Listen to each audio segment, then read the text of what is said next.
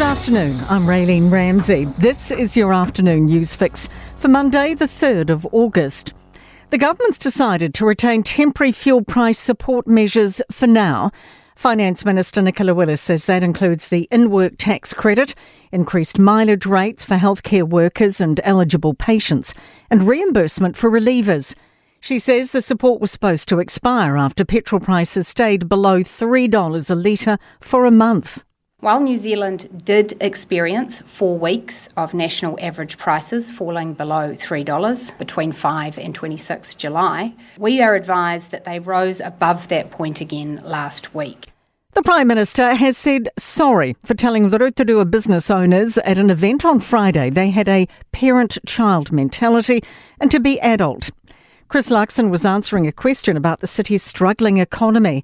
He also said when he was Air New Zealand CEO, he didn't wait for government help, but has now taken this back. I do want to take this opportunity to apologise for my remarks at the Rotorua Business Chamber breakfast last week.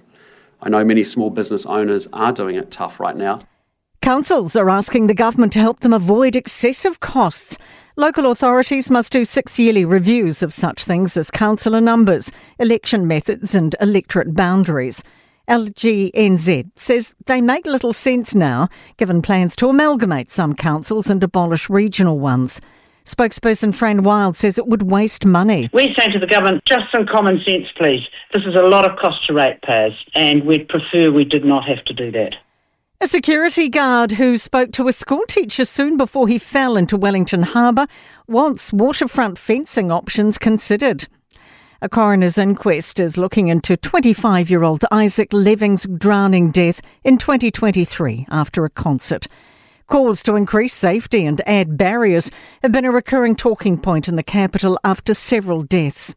Former Red Badge officer Louise Torres says all events should include fences. There will inevitably be people walking, perhaps intoxicated, to and from the event along the waterfront for certain events. This fencing would stop people from tripping over.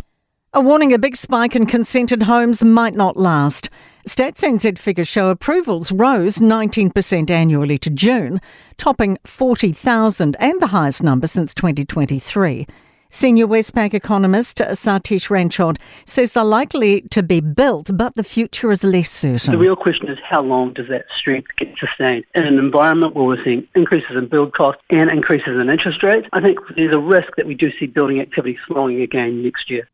7 months of blisters and hunger didn't stop a retired Salvation Army officer's mission spotlighting Kiwi hunger.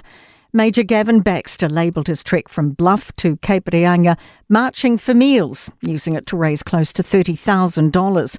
He says growing numbers of New Zealanders are struggling with living costs. It's quite an amazing experience, and that sense of accomplishment, just amazing to realise that we'd raised so much money to help people out of food poverty. To sport. Silverfin's captain Karen Berger says controversy surrounding their coach in netball's domestic league has helped build the resilience that led to Commonwealth Games gold.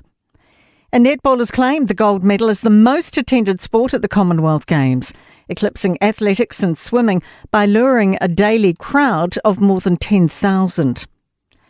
The All Blacks are preparing for every match on the greatest rivalry tour of South Africa like it's a test match, with tour captain Cody Taylor saying they can't afford complacency in any of the 8 matches. That is your latest news fix. We'll be back with the next update tomorrow morning from the Newstalk ZB newsroom.